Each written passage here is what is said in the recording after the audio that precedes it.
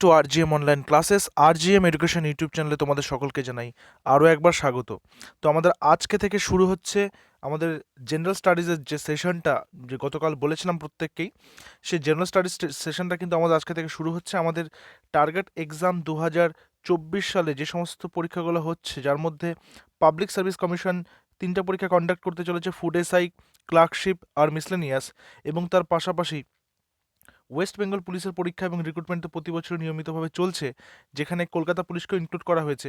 সে প্রত্যেকটা পরীক্ষার যে জেনারেল স্টাডিজ পার্টটা রয়েছে, সেই জিএস পার্টটা প্রত্যেক দিন সকাল 10টা থেকে তোমরা কিন্তু পেয়ে যাবে আমাদের আরজিএম এডুকেশন ইউটিউব চ্যানেলে। এবং এই ক্লাসের বিশেষত্ব হচ্ছে এখানে শুধুমাত্র প্রশ্ন উত্তর আলোচনা নয়, এখানে অধ্যায় ভিত্তিক প্রশ্ন উত্তর আলোচনা হবে, এবং তার পাশাপাশি সেটা ডেপথে আমরা আলোচনা করব। অধ্যায় ভিত্তিক আজকে থেকে আমাদের ইতিহাস ক্লাস শুরু হচ্ছে, তোমরা প্রত্যেকে থাম্বনেলটা দেখেছো। আজকে আমাদের ফার্স্ট টপিক থাকছে হচ্ছে প্রস্তর যুগ, ঠিক আছে? ইতিহাস থাকছে এবং সেখানে প্রথম থাকছে আমাদের প্রস্তর যুগ সংক্রান্ত বিভিন্ন রকমের তথ্য এখানে আলোচনা করব, এবং এখান থেকে যে সমস্ত প্রশ্নগুলো আসার মতন রয়েছে সেগুলো আমরা এখানে আলোচনা করব। প্রথমে যদি বেসিক দুটো কথা বলে থাকি প্রস্তর যুগের, দেখো প্রস্তর যুগের যে সময়কালটা রয়েছে সেটা আনুমানিক। এই সমস্ত যে ডেটসগুলো বা তারিখগুলো তোমরা পাবে সেগুলো প্রত্যেকটাই কিন্তু আনুমানিক, ঠিক আছে? এটা হচ্ছে 20 লক্ষ বিসি, 20 লক্ষ বিসি মানে বিফোর ক্রাইস্ট, ঠিক আছে? অর্থাৎ খ্রিস্টপূর্ব 20 লক্ষ থেকে 10,000 বিসি, এই সময়কালটাকেই বলা হয়ে থাকে। প্রস্তর যুগ কেন বলা হচ্ছে? প্রস্তর কথাটা হচ্ছে পাথর, অর্থাৎ পাথরের তৈরি বিভিন্ন রকমের যন্ত্রপাতি, বিভিন্ন রকমের অস্ত্রশস্ত্র, বিভিন্ন রকমের তারা জিনিসপত্র আবিষ্কার করেছিল, সেই কারণে এটাকে প্রস্তর যুগ বলা হয়ে থাকে, ঠিক আছে? আর এগুলো সংক্রান্ত ভারতবর্ষেই বিভিন্ন জায়গাতে কোন কোন সেন্টার রয়েছে যেগুলো জায়গাতে এই প্রস্তর যুগের নিদর্শন পাওয়া গেছে, সেগুলো হবে আমাদের আজকের ক্লাসের আলোচ্য বিষয়। এবং তার পাশাপাশি ভারতের পাশাপাশি অন্যান্য কোন কোন দেশের সাথে, কোন কোন মহাদেশের সঙ্গে এর যোগাযোগ রয়েছে, সেগুলো আমরা কিন্তু আলোচনা করব। এক্ষেত্রে একটা কথা বলে রাখি, যে প্রথমে কিন্তু মানুষ যাযাবরের মতো ঘুরলেও পরবর্তীকালে তারা যখন কৃষিকাজ শুরু করে, তখন তারা ছোট ছোট কিন্তু বসতি গড়ে তোলে, এবং এই প্রস্তর যুগকে 3টা ভাগে ভাগ করা হয়। একটা হচ্ছে আদি, একটা মধ্য, একটা নব্য, ঠিক আছে? এবং এই নব্য প্রস্তর যুগ যেটা রয়েছে সেটা বেশি গুরুত্বপূর্ণ। নব্য প্রস্তর যুগটা বেশি গুরুত্বপূর্ণ, তার কারণ এই সময় মানুষ বসতি গড়ে তুলতে শুরু করে। এটা জাস্ট বেসিক কিছু আলোচনা করলাম, বাকি আলোচনাগুলো আমরা প্রশ্ন উত্তর আলোচনা করার সাথে সাথেই করতে থাকবো, ঠিক আছে? তো কি রয়েছে দেখো, প্রথম প্রশ্ন দেখো। প্রথম প্রশ্ন রয়েছে, এশিয়ার কোন দেশে পুরনো মানুষের কঙ্কাল এবং হাড়গোড় খুঁজে পাওয়া গেছে? এশিয়ার কোন দেশে পুরনো মানুষের কঙ্কাল এবং হাড়গোড় খুঁজে পাওয়া গেছে? ঠিক আছে, এটা রিসেন্ট টাইমের কথা বলা হচ্ছে। চীন, ভারত, সুমাত্রা, জাপান। কম বেশি প্রত্যেকটা দেশেই পাওয়া গেছে, বাট রিসেন্ট টাইমে যদি আমরা বলি সেটা হচ্ছে চীনে এই রিসেন্টলি কিন্তু কঙ্কাল এবং হাড়গোড় খুঁজে পাওয়া গেছে। আচ্ছা, ভারতীয় উপমহাদেশের যদি সব থেকে পুরনো পাথরের অস্ত্রের কথা বলি, পুরনো পাথরের অস্ত্র, ঠিক আছে, পুরনো যদি পাথরের অস্ত্রের কথা বলি, তাহলে সেটা পাওয়া গেছে ভারতীয় উপমহাদেশে অবস্থিত কাশ্মীরের সোয়ান উপত্যকায়। আমি সোয়ান উপত্যকাটা লিখছি এখানে। কাশ্মীরের সোয়ান উপত্যকাতে পুরনো পাথরের অস্ত্র পাওয়া গেছে। আচ্ছা, যদি বলি বন্য পশুর হাড়, যেটা 8,000 বছর পুরনো, সেটা কোথায় পাওয়া গেছে? বন্য পশুর হাড়, তোমরা চেষ্টা করে একটু এগুলোকে নোট ডাউন করে রাখার। বন্য পশুর হাড় পাওয়া গেছে নর্মদা উপত্যকার আদমগড়, ঠিক আছে? নর্মদা উপত্যকার আদমগড়ে পাওয়া গেছে। আচ্ছা, প্রথম হাতিয়ার কি ছিল মানুষের? প্রথম হাতিয়ার ছিল হচ্ছে গাছের ডাল। পাথর কিন্তু পরে এসছে, প্রথম হাতিয়ার ছিল গাছের ডাল, এবং মানুষ গাছেই থাকতো, গাছের উপরেই ঘুমাতো। আচ্ছা, আরেকটা বিষয় সেটা হচ্ছে ভারতবর্ষের উত্তরপ্রদেশে, আমি এটা একটু ক্লিয়ার করছি, ভারতবর্ষের ইউপিতে এক ধরনের বিশেষ যন্ত্র পাওয়া গেছে যেটা জাঁতার মতো দেখতে, জাঁতার মতো দেখতে একটা বিশেষ যন্ত্র পাওয়া গেছে। কোথায়? উত্তরপ্রদেশের সরই নহর রাইতে, সরই নহর রাইতে, ওকে? তো এটা আমরা উত্তর পেয়ে গেলাম হচ্ছে চীন, অপশন নাম্বার এ। নেক্সট কোয়েশ্চেনে আসবো। তোমরা কিন্তু প্রত্যেকটা কোয়েশ্চেনের অ্যান্সার চেষ্টা করো নিচে লাইভ চ্যাট অপশন যেটা চলছে সেখানে দেওয়ার, অথবা কমেন্ট সেকশনে দেওয়ার, এবং পরে সেই অ্যান্সারগুলো কিন্তু মিলিয়ে নেবে। ভারতীয় উপমহাদেশে সব থেকে পুরনো পাথরের অস্ত্র কোথায় পাওয়া গেছে? জাস্ট এক্ষুনি বললাম, এটার অ্যান্সারটা তোমরা নিজেরাই করবে, নিচে কমেন্টে জানাবে। কাশ্মীরের সোয়ান উপত্যকা, রাজস্থানের দিদুয়ারায়, মহারাষ্ট্রের নেভাসা উপত্যকায়। পুরনো পাথরের অস্ত্রের কথা জাস্ট বললাম, এটা এক ধরনের হোমওয়ার্কের মতনই নিয়ে নেবে, ঠিক আছে। নেক্সট আসি, পুরনো পাথরের অস্ত্র পাওয়া গেছে পাকিস্তানের কোথায়? আমরা তো জাস্ট ভারতেরটা আলোচনা করে নিলাম, সেটা কোথায় পাওয়া গেছে? আমরা কাশ্মীরের সোয়ান উপত্যকায় পেয়েছি পুরনো পাথরের অস্ত্র। এবারে পাকিস্তানের কোথায় পাওয়া গেছে পুরনো পাথরের অস্ত্র? মনে রাখতে হবে পাকিস্তান তো 1947-এ আলাদা হয়েছে, আলাদা দেশ হয়েছে ভারতবর্ষ থেকে পৃথক হয়ে গিয়ে, কিন্তু তার আগে তো সেটা ভারতীয় উপমহাদেশের অংশ ছিল। এবং যখনই আমরা ষোড়শ মহাজন পদ পড়তে যাব, যখনই আমরা হরপ্পা মহেঞ্জোদারো পড়তে যাব, তখনই কিন্তু আমাদেরকে পাকিস্তানকে আর আলাদা করে ভাবলে চলবে না, তখন কিন্তু সেটা ভারতীয় টেরিটরির মধ্যেই ভাবতে হবে, ঠিক আছে। তো বর্তমানে সেটা বাউন্ডারির জন্য সেটা পৃথক। তো পুরনো পাথরের অস্ত্র পাওয়া গেছে পাকিস্তানের কোথায়? করাচিতে, পটোয়ারে, সিন্ধু মালভূমিতে। সঠিক উত্তর কি হবে? সঠিক উত্তর হবে অপশন নাম্বার বি, পটোয়ারে। কোথায় পাওয়া গেছে? অপশন নাম্বার বি, পটোয়ারে পাওয়া গেছে। নেক্সটে আসবো, আদিম মানুষ একসময় ভারতীয় মহাদেশে এসেছিল কোথা থেকে? এই ক্ষেত্রে আরেকটা কোশ্চেন আসতে পারে, যেটা হচ্ছে পৃথিবীর প্রথম মানুষ কোথায়, প্রথম কোথায় পাওয়া গিয়েছে পৃথিবীর প্রথম মানুষ? দেখো, পৃথিবীর প্রথম মানুষ পাওয়া যায় আফ্রিকাতে, আফ্রিকাতে। আর আদিম মানুষ একসময় ভারতীয় মহাদেশে এসেছিল ওই আফ্রিকা থেকেই, কারণ আফ্রিকাতেই প্রথম মানুষের উৎপত্তি হয়েছে। সেটা বিভিন্ন ইতিহাসবিদরা, প্রত্নতত্ত্ববিদরা এবং বিজ্ঞানীরা কিন্তু সেটাই বিশ্বাস করে থাকেন। সো অপশন এ হচ্ছে আমাদের এখানে সঠিক উত্তর, আফ্রিকা থেকে। আচ্ছা, এক্ষেত্রে একটা কথা বলতে চাই, সেটা হচ্ছে আহ, লুসি একটা ইয়ে রয়েছে, দেখবে ক্লাস সিক্সের যে বইটা রয়েছে সেখানে ওই লুসির কথা বলা হচ্ছে। লুসির একটা কঙ্কাল পাওয়া যায়, যেটা 1974-এ আবিষ্কার হয়েছে। কোথায়? ইথিওপিয়ার আওয়াশ উপত্যকায়, ঠিক আছে। এটা পাওয়া গেছে, বিজ্ঞানী ডোনাল্ড ইয়োহানসন, নামটা লিখে রাখছি, ডোনাল্ড ইয়োহানসন এই কঙ্কাল কিন্তু আবিষ্কার করে, বা কোথা কোথা তুমি এটাকে কঙ্কাল না দেখে জীবাশ্ম হিসেবে দেখতে পারবে, জীবাশ্ম লেখা থাকতে পারে, সেটা আবিষ্কার করে 1974-এ, ঠিক আছে। নেক্সটে আসবো নাম্বার 5, হোমো ইরেক্টাস প্রজাতির আদিম মানুষের নিদর্শন পাওয়া গেছে কোথায়? হোমো ইরেক্টাস কর্ণাটকের হুনসি উপত্যকায়, কাশ্মীরের সোয়ান উপত্যকায়, এটা তো আমরা বললাম কাশ্মীরের সোয়ান উপত্যকায় কি পাওয়া যাচ্ছে? পুরনো পাথর অস্ত্র। দেখো, এই অপশনসগুলো বারবার আলোচনার মাধ্যমে কিন্তু দেখবে অ্যান্সারগুলো একেবারে মাথায় সেট হয়ে যাচ্ছে। হিমাচল প্রদেশের শিবালিক পার্বত্য অঞ্চল নাকি উত্তরপ্রদেশের সরাইনাহার রাইতে? দেখো, উত্তরপ্রদেশের সরাইনাহার রাইটাও আমরা পড়লাম, কি পাওয়া গেছে ওখানে? জাতার মতো দেখতে যন্ত্র, জাতার মতো দেখতে যন্ত্র, তাই না? তাহলে এখানে প্রশ্নটা হচ্ছে হোমো ইরেক্টাস প্রজাতির আদিম মানুষের নিদর্শন পাওয়া গেছে কোথায়? সঠিক উত্তর হচ্ছে কর্ণাটকের হুনস্কি উপত্যকায়। কোথায়? কর্ণাটকের হুনস্কি। আচ্ছা, এক্ষেত্রে যেহেতু মানুষের একটা বিজ্ঞানসম্মত নামের কথা বলছে হোমো ইরেক্টাস, তাহলে বর্তমান মানুষের বিজ্ঞানসম্মত নাম কি? হোমো স্যাপিয়েন্স, তাই তো? হোমো স্যাপিয়েন্স, কিন্তু প্রাথমিকভাবে এটা কিন্তু হোমো স্যাপিয়েন্স স্যাপিয়েন্স হয়, ঠিক আছে। এমনি হোমো স্যাপিয়েন্স, কিন্তু প্রাথমিকভাবে হোমো স্যাপিয়েন্স স্যাপিয়েন্স হয়ে থাকে। নেক্সট আসবো নাম্বার 6-এ, আদিম মানুষ প্রথম খেত কি?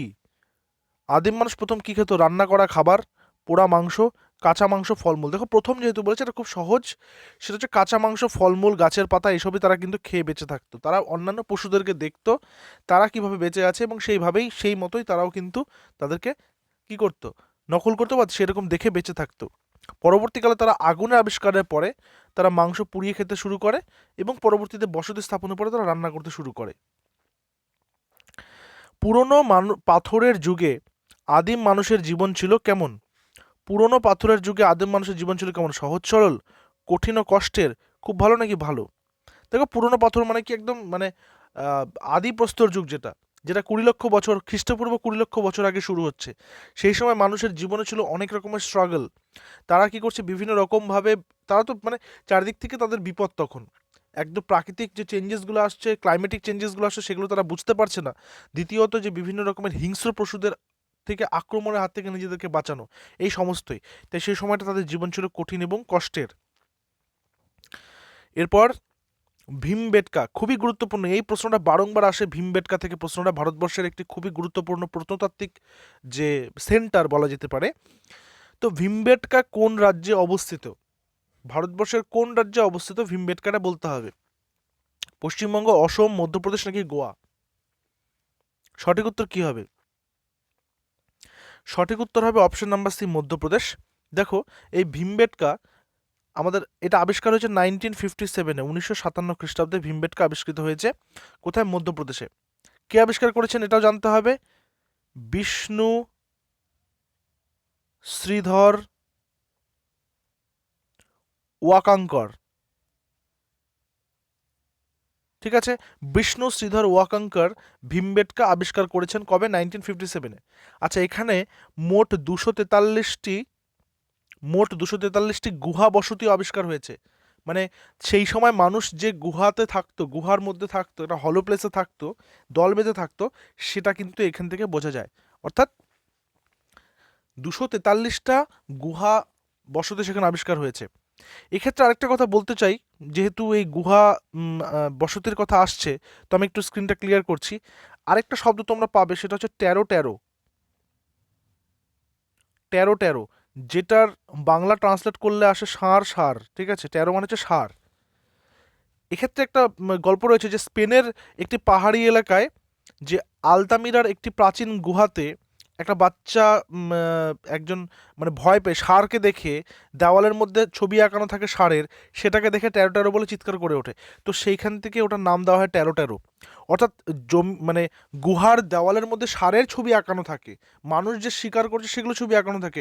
এগুলো থেকেই বোঝা যায় যে মানুষের সেই সময়কার জীবনযাপন এবং মানুষের সেই সময়কার জীবনের স্ট্রাগল এবং তাদের বসবাসের যে পদ্ধতি সেই সমস্ত।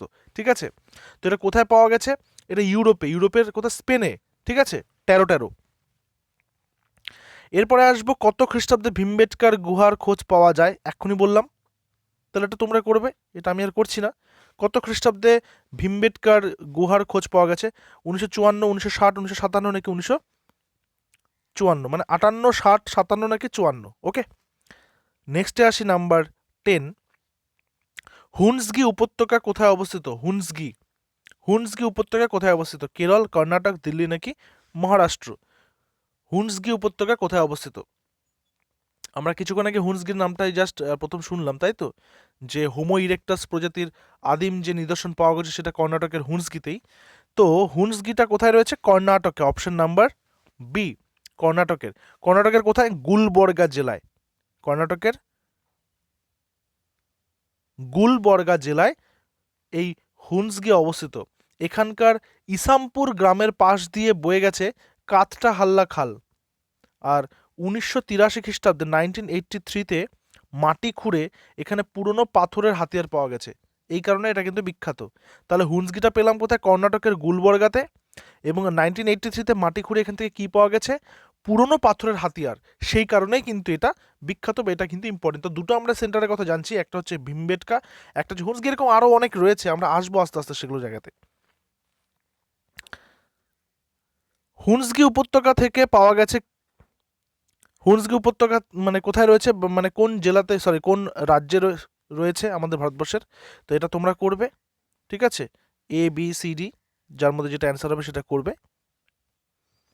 পুরনো পাথরের যুগের মাঝের পর্বে প্রধান হাতিয়ার ছিল কি? পুরনো পাথরের যুগের মাঝের পর্বে, দেখো প্রথমে তো গাছের ডাল তাদের ছিলই, কিন্তু মাঝের পর্বে বলেছে। প্রাথমিকভাবে তারা মাছের ডাল মানে গাছের ডাল ব্যবহার করলেও পরবর্তীতে তারা কি ব্যবহার করত তাদের অস্ত্র হিসেবে বা হাতিয়ার হিসেবে? সঠিক উত্তর অপশন নাম্বার সি, ছুরি। সেটাও কিন্তু পাথরেরই তৈরি। ঠিক আছে, পাথরের তৈরি। পরবর্তীতে আসবো, আলতামিরা গুহার ছাদে যে প্রাণীর ছবি দেখা যায়। আলতামিরা এক্ষুনি আমরা আলোচনা করলাম আলতামিরা সম্পর্কে, তাই তো? কোথাকার? স্পেনের আলতামিরা গুহার সম্পর্কে কিসের ছবি পাওয়া যায়? ট্যারো ট্যারো, তাই তো? ট্যারো ট্যারো মানে ষাঁড়ের, অপশন নাম্বার এ। নেক্সট, মহাদহা অবস্থিত। মহাদহা কোথায় অবস্থিত? কর্ণাটক, রাজস্থান, উত্তরপ্রদেশ, মধ্যপ্রদেশ? মহাদহা কোথায় অবস্থিত? মহাদহা অবস্থিত অপশন নাম্বার সি, উত্তরপ্রদেশে। ঠিক আছে, এরপর আসবে নাম্বার 15। রাজস্থানের কোথায় আদিম মানুষের বসতির চিহ্ন পাওয়া গেছে? রাজস্থানের কোথায় আদিম মানুষের বসতির চিহ্ন পাওয়া গেছে? আলতামিরায়, গুলবর্গায়, ভীমবেটকা নাকি বাগড়ে? দেখো ভীমবেটকা তো আমরা জানি কোথায়, ভীমবেটকা হচ্ছে আমাদের মধ্যপ্রদেশে। আলতামিরা কোথায়? আলতামিরা স্পেনে, তাই কি না? তাহলে রাজস্থানের কোথায় এটা রয়েছে সেটা বলতে হবে। সঠিক উত্তর, সঠিক উত্তর অপশন নাম্বার ডি, বাগড়। নেক্সট আসবে নাম্বার 16, আদমগড় অবস্থান। আদমগড় কোথায় অবস্থিত? আদমগড়, আদমগড় নিয়ে আজকে বারবার আলোচনা হচ্ছে, যেখানে কি পাওয়া গেছে? 8,000 বছর পুরনো কি, 8,000 বছর পুরনো কি, বন্য পশুর হাড় পাওয়া গেছে, তাই তো? বন্য পশুর হাড়। তো বলতে হবে যে আদমগড় কোথায় অবস্থিত বা কোন নদী উপত্যকায় অবস্থিত? সঠিক উত্তর নর্মদা নদী উপত্যকা, অপশন নাম্বার বি। এরপরে আসবো চাকা আবিষ্কার। যখনই তোমরা প্রস্তর যুগটা পড়বে তখনই সেখানে চাকা আবিষ্কার পড়বে, ঠিক আছে? তো চাকা আবিষ্কার আসবেই। তো সেটা কি প্রাচীন যুগের, মধ্যযুগের, নব্যপ্রস্তর যুগের? সঠিক উত্তর কি হবে? চাকা আবিষ্কার। চাকা কোন যুগে আবিষ্কার হয়েছে? চাকা আবিষ্কার হয়েছে নব্যপ্রস্তর যুগে। মানে এটা একটা বড় ইনভেনশন, ঠিক আছে? এটা কিন্তু একটা বড় ইনভেনশন মানুষের। কারণ তারা কিন্তু দেখেছিল গাছের লগগুলো যখন তারা নিয়ে যাচ্ছে, গাছের লগগুলো তখন তারা কি উপর থেকে গড়িয়ে দিলে সেটা অনায়াসেই, কোনো পরিশ্রম ছাড়াই বা কোনো বল প্রয়োগ ছাড়াই অনায়াসে একটা রাস্তা, একটা জায়গা অতিক্রম করছে। তখনই তারা কিন্তু সেই সায়েন্সটাকে কাজে লাগিয়ে, মাথায় সেই বুদ্ধিটা কাজে লাগিয়ে সেই গাছের লগগুলো থেকেই প্রথম তারা মানে গাছের গাছের তৈরি চাকা তৈরি করে। তারপরে সেখান থেকে পাথর দিয়ে তৈরি করে, যেটা লঞ্জিটিভিটি ভালো হয়, ঠিক আছে? এরপর হচ্ছে খাবার ও দুধ পাওয়া যেত কিসের ফলে? পশুপালন, কৃষিকাজ, বাণিজ্য নাকি বন্যার ফলে?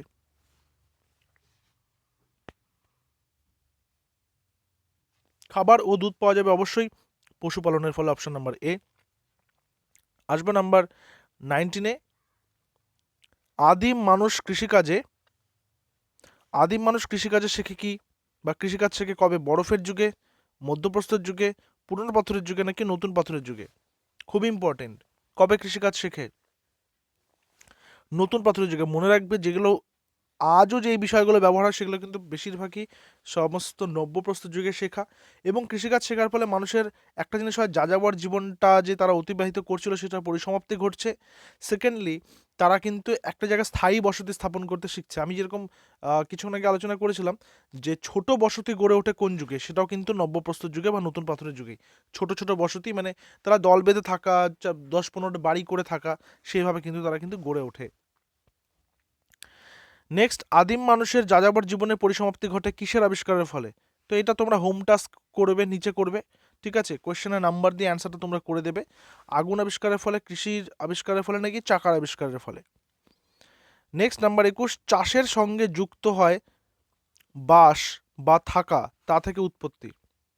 চাষের সঙ্গে মানে যুক্ত হয় বাস বা থাকা, তা থেকে উৎপত্তি কি? চাষবাস শব্দটি, মানে চাষের সঙ্গে থেকে বাস, কৃষিকাজ, চাষবাস নাকি কোনোটিই নয়? সঠিক উত্তর কি হবে? দেখো বানানটা দেখতে হবে, ঠিক আছে? অপশন নাম্বার এ, চাষবাস। মানে এই যে জমিতে যেখানে চাষ হচ্ছে তার আশেপাশেই বাড়ি করে করে থাকা, ঠিক আছে? অর্থাৎ চাষের জমি সংলগ্ন এলাকাতেই থাকা, এটাই হচ্ছে চাষবাস। নেক্সট আসবে নাম্বার 22, কোনটি আদিম মানুষের সংস্কৃতির অংশ ছিল না? এটা বলতে হবে। কোনটি আদিম মানুষের সংস্কৃতির অংশ? আরেকটা কথা বলে রাখি, আজ কিন্তু বেলা 12টায় ইংলিশ গ্রামার ক্লাস আছে এবং এটা কন্টিনিউ চলবে। প্রত্যেকে চলে এসো ওই সময়টাতে। ক্লাসটা আমরা অবশ্যই রেগুলার হিসেবে কন্ডাক্ট করছি। তো বেলা 12টায় ইংরেজি ক্লাস করব। কোন টপিক করব সেটা টেলিগ্রামে জানিয়ে দেবো। টেলিগ্রাম থেকে তোমরা আমাদের পিডিএফটা পেয়ে যাবে এই ক্লাসের। পিডিএফটা ওখানে অনায়াসে নিয়ে নিতে পারবে। তো টেলিগ্রামের লিঙ্ক আমি নিচে ডেসক্রিপশনে দিয়েছি, তোমরা সেখান থেকে জয়েন হয়ে সেখানে নিয়ে নেবে। তো কোনটি আদিম মানুষের সংস্কৃতির অংশ ছিল না? পাথরের ভোঁতা হাতিয়ার বানানো, গাছের মানে গাছের ছাল গায়ে জড়ানো, পাথর ঠুকে আগুন জ্বালানো নাকি পোড়া ইটের বাড়ি বানানো? সঠিক উত্তর কি হবে?